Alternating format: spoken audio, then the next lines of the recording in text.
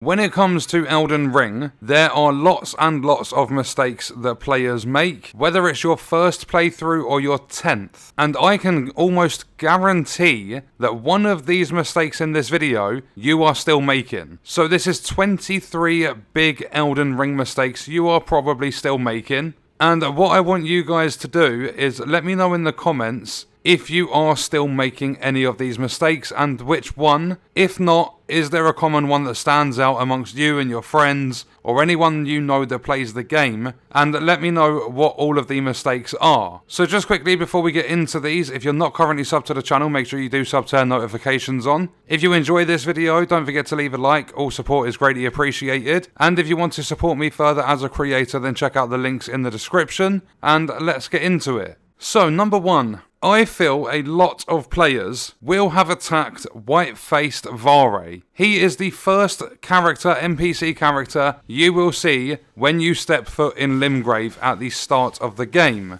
If you hit him 3 times, so you're fully aware of this, it's not just an accidental swipe of your sword. If you hit him 3 times, you will aggro him, and every time you return to the first step site of grace, he will attack you time and time again, and if you're a low level, more than likely kill you. If you do kill him, you lock yourself out of a quest to get to Mog's Dynasty fairly early in the game. But Vare is not the only NPC this happens with. There are a bunch of NPCs that are going to be really important to quests and just other general items and stuff in the game. If you do attack an NPC, you will need to go to the Church of Vows. You will need to receive absolution. Therefore, you will need to obtain an item called Celestial Dew. Take that to the church, receive absolution, and clear the aggro. Some NPCs can be revived, but that is mistake number 1, attacking NPCs in the game, especially the ones that are not hostile. Number 2 is not sprinting. Very, very simple one, but even after like 6-7 weeks of the game being available to play, there are so many videos I watch and the content creators, the streamers, they do not sprint. They're just walking around. So if you are looking to sprint, all you need to do is your dodge button or your roll button. Just hold it down whilst you're walking. It will let you sprint. Number 3 is one for the very start of the game. As soon as you have made it out of the stranded graveyard, you've made it out from the Cave of Knowledge,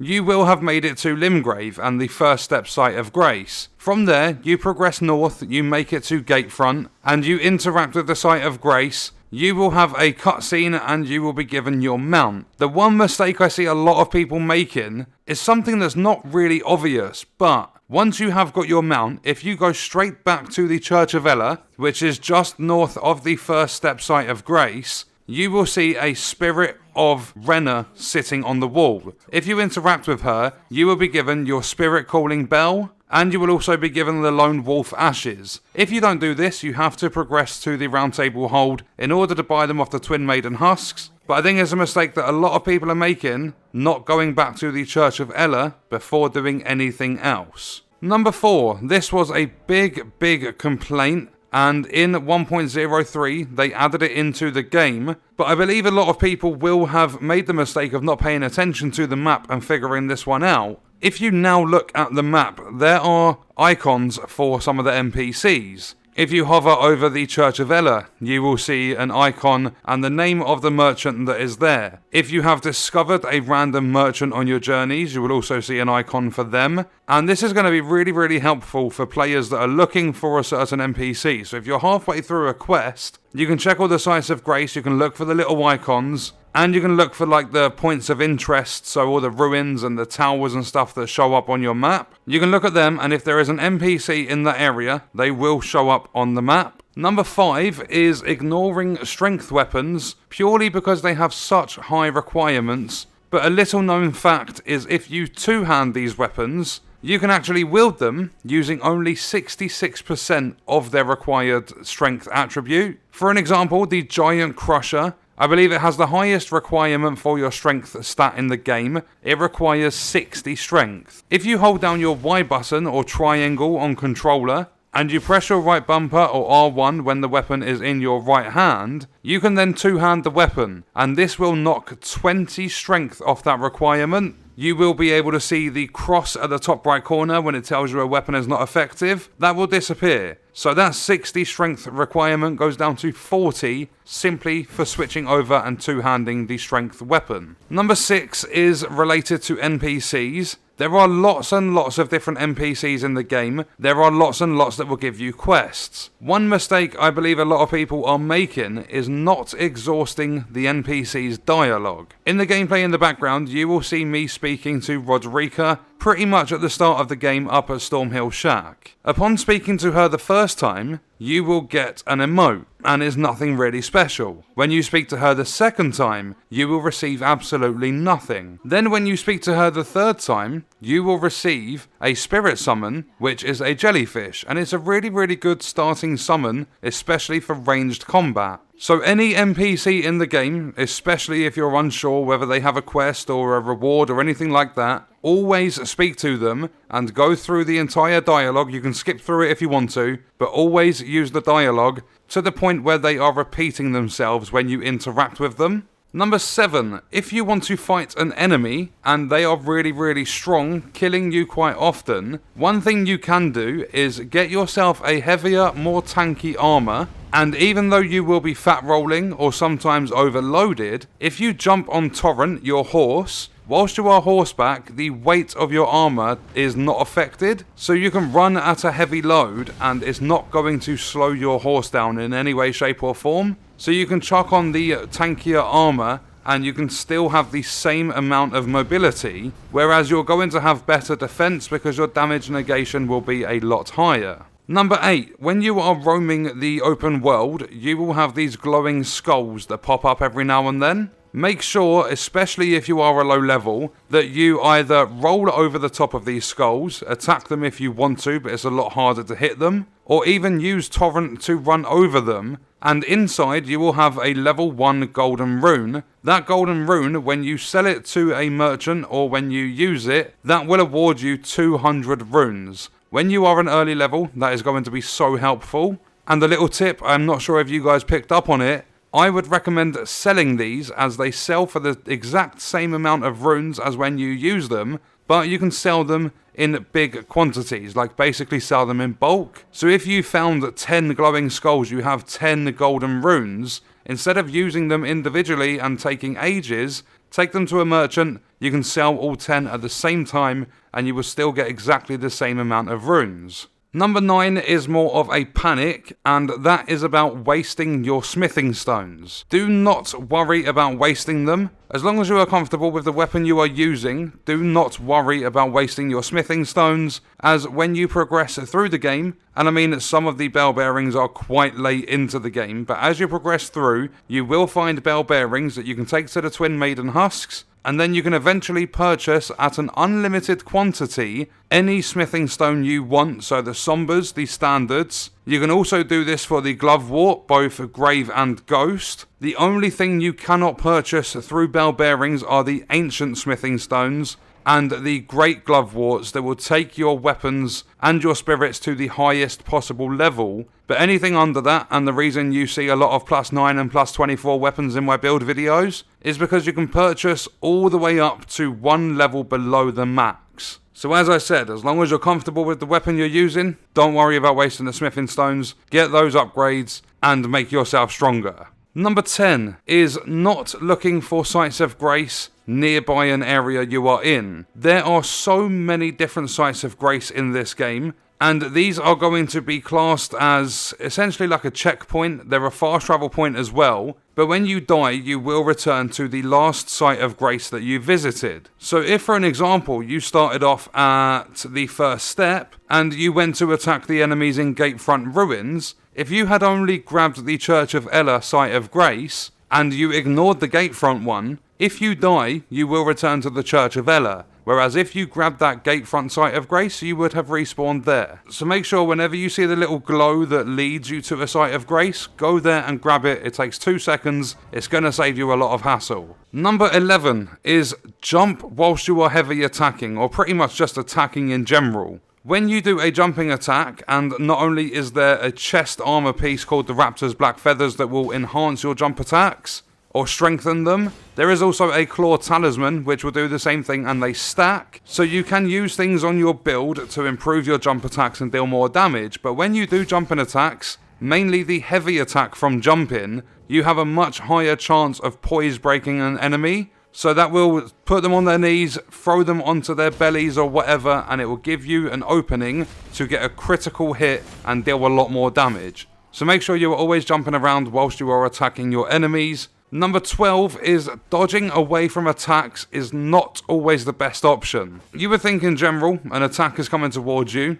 dodge backwards, away from it, roll out of the way backwards, you are going to avoid that attack. There are some attacks in the game, typically from your bosses, that if you dodge away from them, or even to the side, they are still going to hit you. Sometimes it's a better option to dodge into the attack, so towards the enemy. Not only is it going to dodge attacks, it is also going to get you closer to the enemy so that you can land your own attacks. It's something I don't even do often myself, but it's very, very helpful. It all just depends on the situation you are in and the enemy you are facing. Number 13 is a lot of people are going to get a headache constantly trying to take down the same boss over and over and over again. One of the greatest parts of Elden Ring is the fact that it's open world and you are not tied to taking down a certain boss to progress in the game. So what you can do is, say for an example, Godric, the first major story boss. If you are struggling with Godric, you can disappear from Stormvale Castle,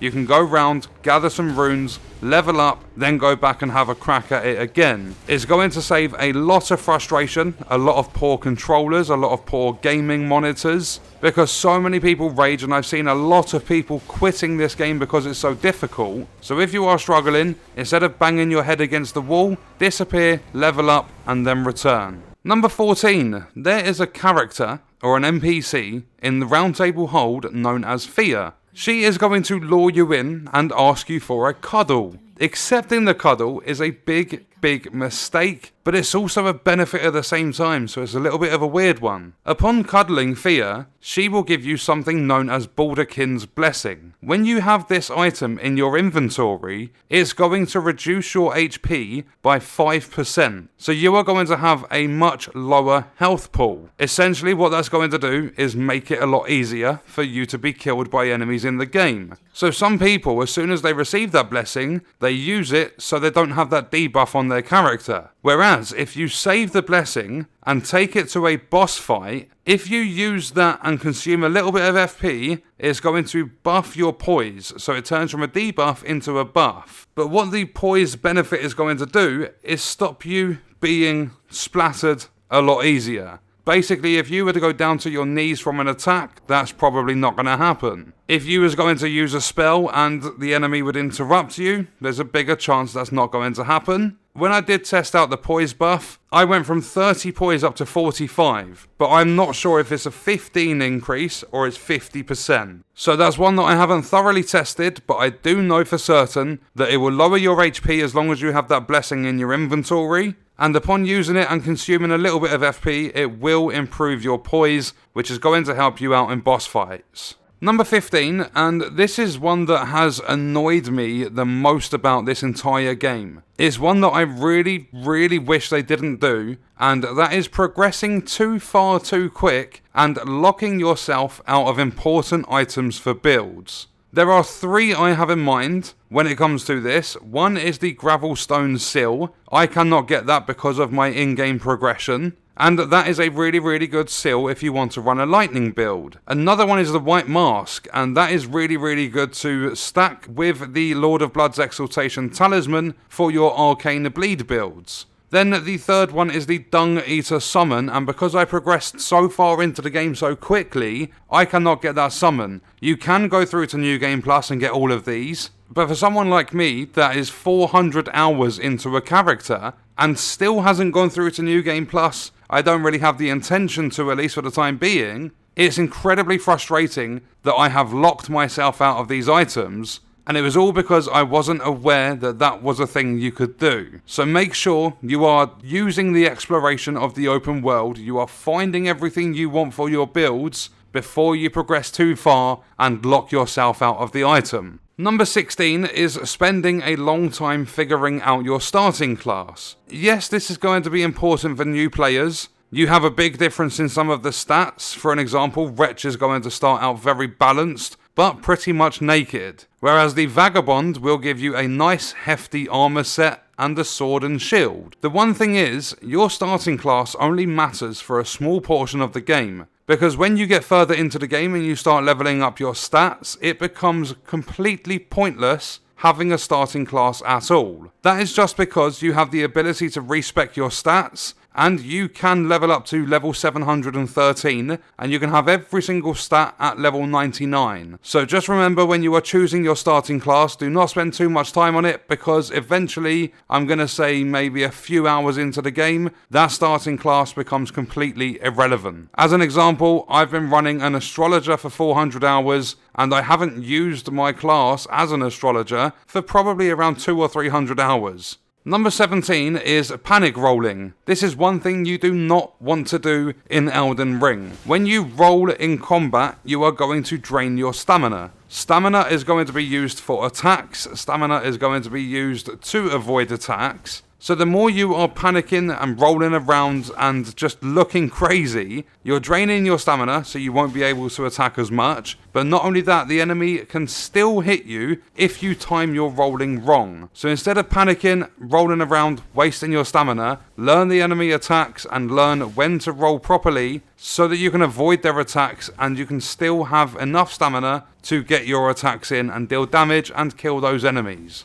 Number 18 is focusing on the wrong stats. A lot of people in this game will ignore Vigor, they will ignore Mind, Endurance, and even Arcane. Vigor, Mind, and Endurance are the most important ones. Your Vigor is going to be how much health you've got. I've seen a lot of people being one-tapped in PvP because they have like 600 HP. If they spent some points, put some points into Vigor, they would have a lot more HP. They would have survived that hit 100%. A lot of people ignore Mind because that just focuses on your FP. But there are a lot of summons in the game that have a high FP cost, so unless you have the Cerulean Hidden Tear, which is a mix that goes into your Flask of Wondrous Physick, unless you have that, you are not able to summon your spirit because you have ignored Mind. Then when it comes to Endurance, that's going to deal with your stamina. If you're running weapons like katanas and curved swords and daggers and things like that, you're going to drain a lot of your stamina. So make sure you are leveling up those stats. But then Arcane comes into it as well, because some of the weapons in the game are a guaranteed drop off an enemy. Some of them will require farming over and over again, killing the same enemy until you get those drops. As well as the Silver Pickled Foul Foot, and I believe the Silver Scarab as well, your Arcane stat will increase your item discovery, so essentially your luck. So if you level up your Arcane stat, you have an easier time farming items off enemies. So make sure that you don't just go, I want Faith because I want a Holy build, I want Strength because I want a Bonk build, I want Intelligence because I want a Magic build. Focus on the 3 primary stats and your Arcane as well, because you're going to get so many extra benefits from it. Number 19 is not using your Great Runes and your Flask of Wondrous Physick, and I am probably one of the biggest culprits of this of all time. Great Runes are going to drop off some of the major story bosses. Godric is an example in Stormveil Castle. And these Great Runes off the bosses have different effects, but Godric's one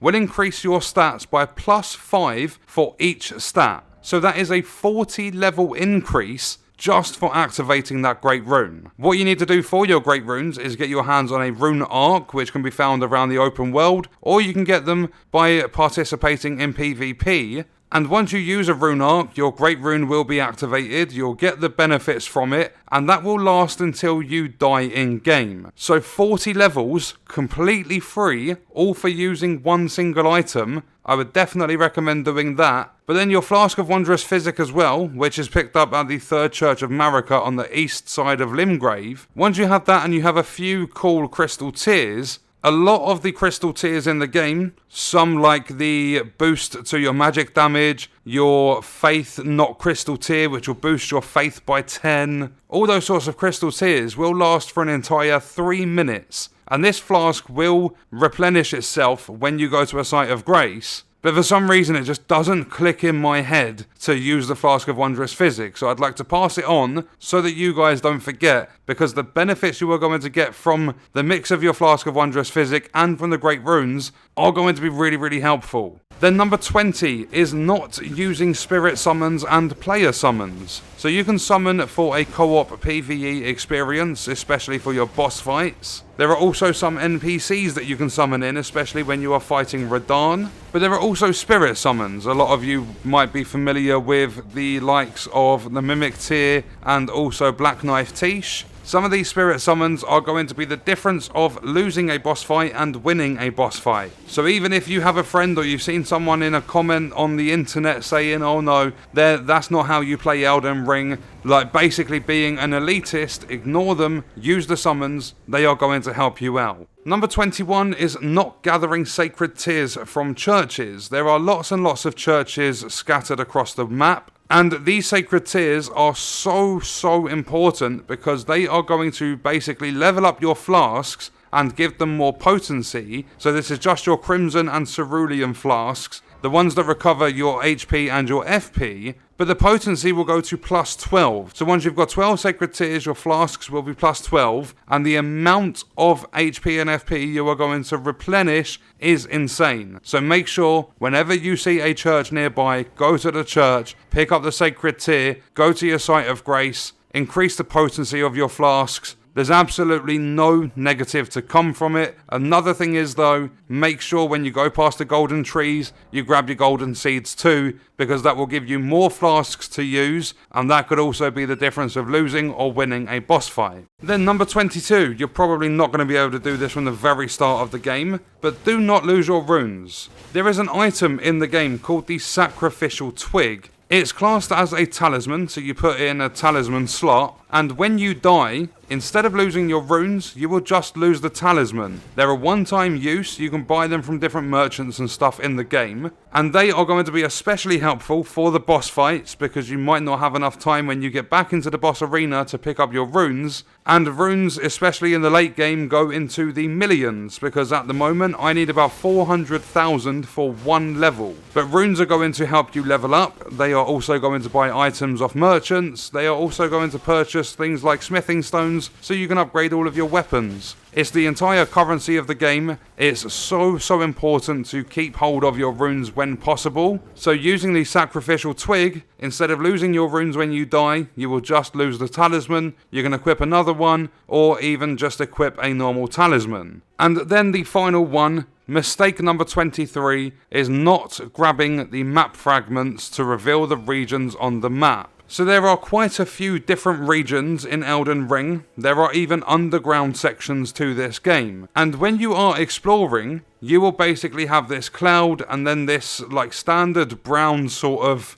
area, if you want to call it that. There are map fragments for each and every single section of the game. Each region has them. One of the easiest to discover is Caelid because it just has the one map fragment. So whenever you see these pillars and they have the fragments in front of them, there's one in Gatefront Ruins for an example, make sure you do grab them, because if someone shows you a video or anything like that and says go here, go there, if you haven't explored that part of the map, you're not even going to have a little bit of an idea of what they are trying to say to you. Plus, not only that, it gives you a better understanding of where your sites of grace and stuff are, so the map fragments are incredibly important to anyone playing Elden Ring. And that was a look at 23 big mistakes that you are probably still making in Elden Ring. It's essentially also some tips and tricks for some players that are new to the game, or some players that are quite far in but they're struggling. So I do hope this video has helped you guys out. Remember, if you have experienced any of these, like you've made any of these mistakes, or if you have your own to share, then leave them in the comments. And that is going to do it for this video. I will see you guys in the next one. I hope you enjoyed it.